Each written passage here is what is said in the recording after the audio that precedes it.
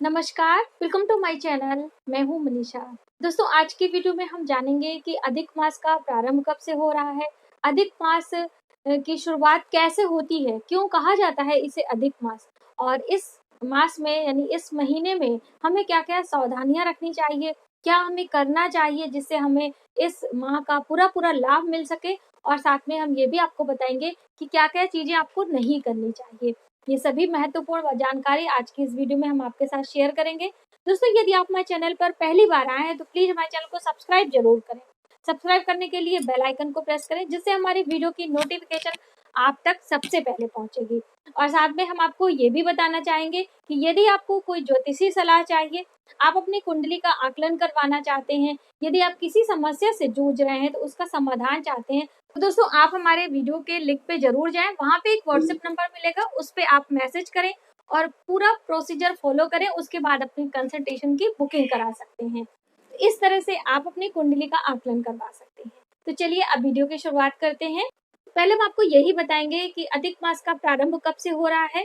तो ये 18 सितंबर से शुरू हो रहा है। उस दिन शुक्रवार है और ये समाप्त होगा 16 अक्टूबर दिन शुक्रवार से। और 17 अक्टूबर से नवरात्रि का प्रारंभ हो जाएगा, जिसमें हम माता के 9 स्वरूपों का पूजन करेंगे और उनका वंदन करेंगे, उनके मंत्रों का जप कर पाएंगे। वैसे तो यदि अधिक मास नहीं प्रारंभ होता तो ये अश्विनी मास की अमावस्या तिथि के दूसरे दिन यानी प्रतिपदा से ही हम लोग माता रानी का पूजन अर्चन करना प्रारंभ कर देते हैं। यानी कि प्रतिपदा तिथि से ही घट स्थापना की शुरुआत हो जाती है और पूरे 9 दिनों तक हम लोग माता रानी का पूजन करते हैं और उनका ज्यादा से ज्यादा आशीर्वाद प्राप्त करते हैं। लेकिन अधिक मास होने के कारण ये अवधि थोड़ी दूर हो गई है, यानी 1 महीने का डिस्टेंस हो गया एक प्रकार से आप समझे। तो अब हम जानते हैं कि अधिक मास क्यों आता है, अधिक मास कब कब आता है। तो ये हर वर्ष के तीसरे वर्ष यानी 3 वर्षों के उपरांत अधिक मास आ जाता है। और ये अधिक मास कैसे होता है, यानी जिस महीने सूर्य की संक्रांति नहीं होती है, जब भी एक मास समाप्त होता है दूसरे मास की शुरुआत होती है तो उसे संक्रांति कहते हैं। तो जिस महीने सूर्य संक्रांति नहीं होती है उसी महीने में ये अधिक मास आ जाता है। और जैसे मैंने आपको बताया कि हर तीसरे वर्ष तो इसे आना ही आना है। इस प्रकार से ये अधिक मास होता है। और जैसे हर महीने का अपना अपना एक स्वामी होता है। वर्ष में 365 दिन होते हैं और एक महीने में 30 दिन और 15 दिन शुक्ल पक्ष होता है और 15 दिन कृष्ण पक्ष होता है, जिसमें चंद्रमा घटता बढ़ता रहता है। इस प्रकार से अमावस्या और पूर्णिमा की तिथियां आती हैं। तो हम इससे जानते हैं कि अभी हमारा ये शुक्ल पक्ष है और कृष्ण पक्ष है। इस तरीके से 12 महीने की अवधि होती है एक वर्ष की, और फिर दूसरा वर्ष प्रारंभ हो जाता है। और हर महीने सूर्य की संक्रांति होती है, जिससे हमें ये पता चलता है कि अगला महीना कौन सा है। इस प्रकार से सूर्य और चंद्र की गणना से यदि हम देखते हैं तो कुछ कुछ दिनों का बढ़ोतरी होता रहता है इन वर्षों में। तो यही जब इकट्ठे हो जाता है तो इसे अधिक मास कहा जाता है। और अधिक मास का कोई अपना स्वामी नहीं था। कथाओं के द्वारा हमें पता चलता है कि अधिक मास का अपना कोई अस्तित्व नहीं था, इसलिए देवताओं ने इस अधिक मास को स्वीकार नहीं किया था। और यह अधिक मास अत्यंत दुखी होकर भगवान विष्णु की शरण में गए, क्योंकि भगवान विष्णु सृष्टि के रचयिता माने जाते हैं। तो अधिक मास दुखी होते हुए उनसे प्रश्न करते हैं कि हे ईश्वर, हमारे यानी कि अधिक मास की रचना तो आपने ही की है, तो हमारा कोई स्वामी नहीं है, इसलिए हमें कोई स्वीकार नहीं करता है, हमारी कोई अपना कोई अस्तित्व नहीं है, हमारा कोई मान सम्मान नहीं है, इसलिए हमें इस बात का बहुत कष्ट है। तब भगवान श्री हरि विष्णु ने कहा कि इस अधिक मास को आज से हम अपना नाम देते हैं। जैसे कि आप सभी को पता है कि श्री हरि विष्णु का एक नाम पुरुषोत्तम भी है।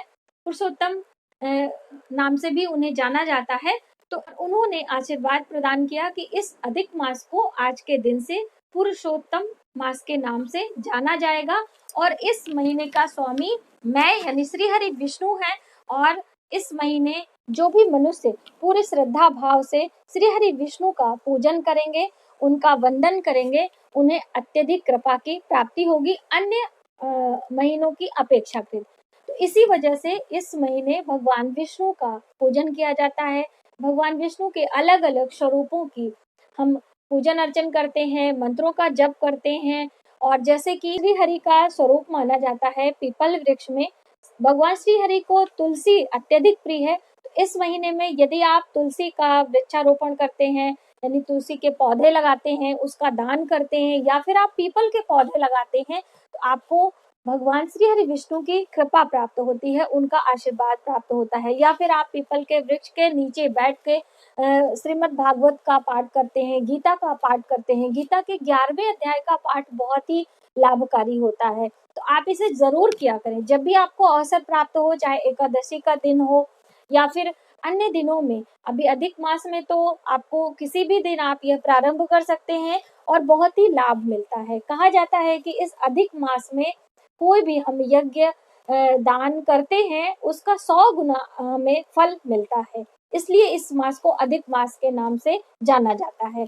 और दोस्तों, इस माह में कुछ चीजें वर्जित भी होती हैं, जैसे कि इसीलिए कहा गया कि पूरी तरीके से हम भगवान विष्णु के पूजन अर्चन में अपने आप को लगा सके। इस सांसारिक जितने भी क्रियाएं होती हैं, जैसे कि हमारे पारिवारिक कुछ जिम्मेदारियां होती हैं, सामाजिक जिम्मेदारियां होती हैं, तो उन सभी जिम्मेदारियों को एक तरफ रखते हुए हम भगवान के पूजन अर्चन में अपना ज्यादा से ज्यादा समय लगा सके। इसीलिए कुछ कार्य इस महीने में वर्जित माने गए हैं, जो कि हम आगे आपको विस्तार पूर्वक बताएंगे। सभी अपने स्वभाव के गुणों के कारण अलग अलग चीजों में रुचि रखते हैं। तो यदि आप भगवान श्री हरि विष्णु की वंदना पूजन अर्चन नहीं कर सकते हैं, तो बहुत सारे तरीके भगवान श्री हरि विष्णु ने गीता में बताया है कि जो व्यक्ति पूजा नहीं कर सकता है, वो भगवान के मंत्रों का जप करे, यानी कर्म कांड विधि से आप पूजा करें। यानी कि उस दिन सत्यनारायण की कथा आप सुने अधिक मास में, या फिर आप श्रीमद् भागवत का पाठ करें।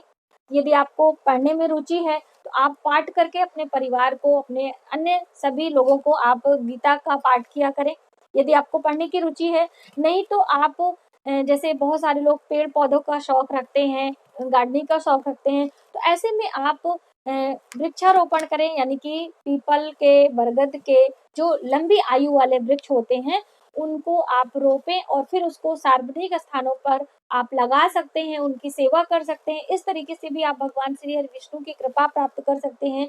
या फिर आप संध्या के समय दीप दान कर सकते हैं। दोस्तों, दीप दान का अत्यधिक महत्व बताया गया है हमारे हिंदू धर्म में। दोस्तों, हम जब भी अंधेरे में दीप दान करते हैं, यानी कि दीपों की व्यवस्था करते हैं, प्रकाश की व्यवस्था करते हैं, तो भगवान की कृपा हमारे जीवन में होती है, उनका आशीर्वाद, उनका प्रकाश हमारे जीवन में आता है। इसलिए आपको जब भी अवसर मिले, आप दीप दान अवश्य किया करें अंधेरे में। जैसे कि आप अपने घर के मुख्य द्वार पे कर सकते हैं, आप अपनी छत पे कर सकते हैं, बालकनी में कर सकते हैं, या फिर आप अपने घर से चौराहे पर दीपदान कर सकते हैं, किसी नदी के किनारे दीपदान कर सकते हैं। इन सभी स्थानों पर दीपदान करने का अत्यधिक महत्व बताया गया है। तो इस प्रकार से आप दीपदान कर सकते हैं। या फिर आप मंदिरों की सफाई भी कर सकते हैं। सफाई भी एक पूजा ही है। जब भी हम अपने घर के मंदिरों की सफाई करते हैं, भगवान के वस्त्रों की सफाई करते हैं, या फिर हम भगवान के प्रिय वृक्षों की, यानी कि जैसे तुलसी की साफ सफाई आप करिए, या फिर आप भगवान के लिए पुष्प चुनकर उनके लिए माला आप बनाते हैं। किसी भी प्रकार से आप भगवान के कार्यों में रत रहें, यही भगवान की पूजा है। तो आप अपने स्वभाव के अनुसार कोई भी चीज चुन सकते हैं और इस प्रकार से इस अधिक मास का पूरा पूरा लाभ ले सकते हैं। तो दोस्तों, मंत्र हम आपको स्क्रीन पर लिख कर दे देंगे कि कौन सा मंत्र आप जप करें। वैसे बहुत ही प्रिय मंत्र होता है, ओम नमो भगवते वासुदेवाय नमः। तो इस तरह से बहुत सारे मंत्र हैं, आप इन मंत्रों में से कोई भी मंत्र चुन सकते हैं और भगवान विष्णु का मनन कर सकते हैं। ये तो बात हो गई कि हम अधिक मास में क्या करें और कैसे पूजा करें। तो अब हम जानेंगे कि क्या क्या चीजें हमें इस माह में बिल्कुल भी नहीं करनी चाहिए। जैसे कि इस माह में आप कोई भी उत्सव नहीं कर सकते हैं। उत्सव का मतलब होता है कि जब भी हमारे घर कोई मुंडन संस्कार होता है, या फिर आप जनेऊ संस्कार, जैसे हमारे हिंदू मान्यता के अनुसार 16 संस्कार होते हैं, तो 16 संस्कारों में कुछ संस्कार होते हैं कि जो नियति समय पर किए जाते हैं, यानी उसमें आप फेरबदल नहीं कर सकते हैं। जैसे बच्चों का नामकरण संस्कार है, नामकरण संस्कार 11वें दिन होता है, तो इसमें आप फेरबदल नहीं कर सकते हैं कि हम 12वें दिन रख सकते हैं या फिर अगले महीने करेंगे। जैसे कि बच्चे का अन्नप्राशन जिसे कहते हैं, भगवान बच्चे को अन्न खिलाया जाता है पहली बार, वो 6 महीने के बाद होता है, तो वो भी आप उसे आगे नहीं बढ़ा सकते हैं, तो वह कार्य आप कर सकते हैं। जैसे बच्चे का जन्म हुआ, तो जन्म में छठी होती है, हमारे हिंदू धर्म में छठी का बहुत बड़ा महत्व होता है। ऐसा भी माना जाता है कि उस दिन जो भी बच्चा जन्म लेता है, चाहे वो मेल हो या फीमेल हो, उसके पूरे भविष्य का वर्णन उस दिन छठी की रात्रि को होता है। इस दिन उसकी माँ को उस दिन जगना पड़ता है, ये एक अलग विषय है, लेकिन हम आपको जानकारी दे रहे हैं कि मान लीजिए आपके घर में बच्चे का जन्म हुआ है और उसकी छठी मनानी है, तो उसमें आपको कोई अवरोध नहीं है, कोई उसके लिए व्यवधान नहीं है कि आप नहीं मना सकते हैं। बिल्कुल आप अपने बच्चे का छठी मना सकते हैं, आप अपने बच्चे की बारही मना सकते हैं, यानी कि 12वें दिन जो कार्यक्रम होता है वह भी आप कर सकते हैं। और बच्चे का अन्नप्राशन यानी कि पहली बार अन्न खिलाने की जो प्रक्रिया होती है, उसे आप 6 महीने बाद करते हैं, तो वो भी किया जा सकता है। 9 महीना चल रहा है और आपके घर गोदी भरने का कार्यक्रम होना है, तो उसे आप नहीं टाल सकते हैं, क्योंकि ये एक नियति समय पर वो किया जाता है। उसी प्रकार से मुंडन संस्कार है, तो वो आप नहीं कर सकते हैं। जो उपनयन संस्कार जिसे कहते हैं, जनेऊ संस्कार, वो भी आप नहीं कर सकते हैं। या फिर कोई विवाह का कार्यक्रम है, उसे भी आप नहीं कर सकते हैं। आपको गृह प्रवेश करना है, वह नहीं कर सकते हैं। या फिर आपको मकान का निर्माण करवाना, उसके लिए भूमि पूजन कर रहे हैं या नींव पूजन कर रहे हैं, या फिर आप मकान बनाने की शुरुआत कर रहे हैं, तो वो भी आप नहीं कर सकते हैं। ये सभी चीजें लंबे समय तक चलने वाली चीजें होती हैं और इस समय ये करना ठीक नहीं होता है, तो इस वजह से आप इसे टालें और जब ये अधिक मास समाप्त हो जाएगा तब शुभ मुहूर्त में ये सभी कार्य आप कर सकते हैं। तो अब आपको समझ में आ गई होंगी कि हमें क्या क्या चीजें करनी है, क्या नहीं करनी है।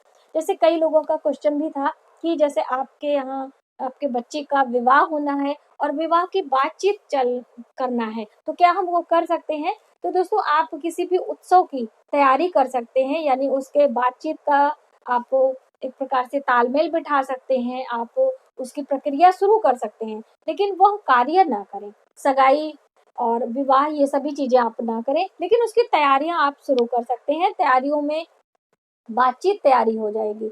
आप किसी गहने का, यानी जो गहना होता है वो काफी कीमती होता है और उसे हम अच्छे मुहूर्त में खरीदते हैं, शुभ समय में खरीदते हैं, तो वो गहना हमारे बच्चों के काम में आता है, हमारे किसी इमरजेंसी काम में, किसी कार्य में आपको विशेष जरूरत होती है, तभी हम उस अपने गहने को इस्तेमाल करते हैं, तो उसमें आपका काम आएगा। यदि आप ऐसे कुछ अलग दिनों में खरीदेंगे तो उस गहने का सही उपयोग आपके बच्चे या फिर आपके परिवार के लोग नहीं कर पाएंगे। इसी वजह से जब भी हम कोई बड़ा इन्वेस्टमेंट करते हैं, जैसे गाड़ी खरीद रहे हैं या फिर आप कोई ज्वेलरी परचेज कर रहे हैं, तो उसमें आपको शुभ मुहूर्त का ध्यान देना पड़ता है।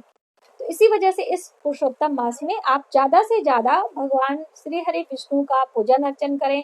आप किसी भी मंदिर में दर्शन करने जा सकते हैं, आप अपने घर में सत्यनारायण की कथा सुन सकते हैं, आप श्रीमद् भागवत का पाठ बिठा सकते हैं, ये सभी कार्य आप कर सकते हैं। इसमें कोई भी बंधन नहीं है, आप दर्शन के लिए जा सकते हैं, ये सभी कार्य कर सकते हैं, लेकिन उत्सव जैसी चीजें आप ना करें।